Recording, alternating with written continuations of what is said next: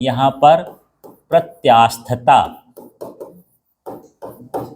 ठीक है, इसको बोलते हैं इलास्टिसिटी, और ये लिख देते हैं अप्रत्यास्थता। ये हो गया प्लास्टिसिटी। ठीक है, अभी हम पढ़ रहे थे प्रत्यास्थ, अब पढ़ रहे थे अप्रत्यास्थ। अब इसमें ताता जुड़ गया है, तो ताता क्या हो गया यार, ये गुणा बताता है।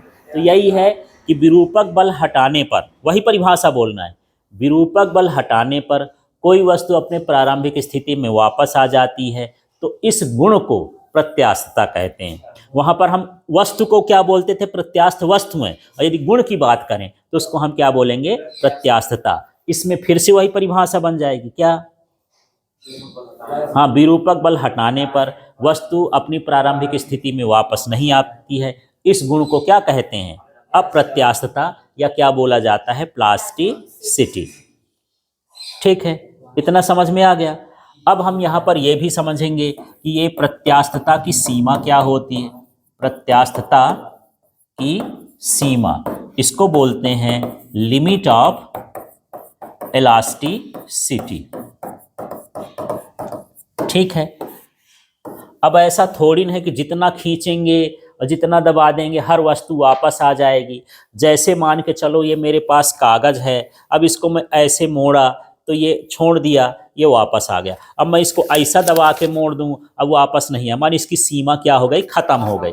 जैसे मैं बोला कि चमड़ी को तो खींच सकते हो, ये वापस आ गया। अब इतना नहीं खींचना है कि ये बाहर निकल आए, तो कैसा वापस आ जाएगा, माने आपने सीमा से बाहर काम कर दिया। ठीक है, तो जितना वह विरूपक बल या सह सकता है, जितनी सीमा तक, वह उसका क्या कहलाता है, प्रत्यास्थता की सीमा। या फिर बल का वह मान जिसके अंतर्गत किसी वस्तु में प्रत्यास्थता का गुण बना रहता है। बल का वह मान जिसके अंतर्गत, विरूपक बल का वह मान जिसके अंतर्गत प्रत्यास्थता की सीमा बनी रहे, वो प्रत्यास्थता का गुण बना रहता है, उसे हम क्या कहते हैं, प्रत्यास्थता की सीमा।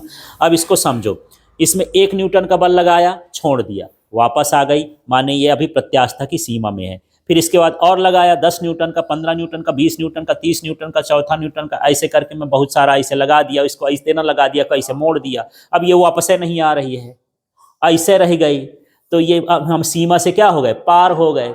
तो उतनी सीमा तक लगाना है जितना तक हम इसमें ये वापस आ जाए, तो उसको हम बोलेंगे प्रत्यास्थता की सीमा। ठीक है, मान लो इसमें मैं 10 न्यूटन, 20 न्यूटन, 30 न्यूटन का बल लगाते जा रहा था, ये वापस आ रही थी।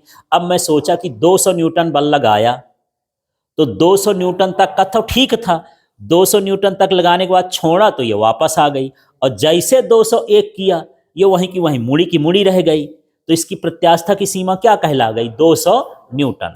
तो ये जितने बल को सह सकता है विरूपक बल का मान, तो विरूपक बल का वह अधिकतम मान जिसके अंतर्गत कोई वस्तु अपनी प्रारंभिक स्थिति में वापस आ सकती है, उसे हम क्या कहते हैं, प्रत्यास्थता की सीमा।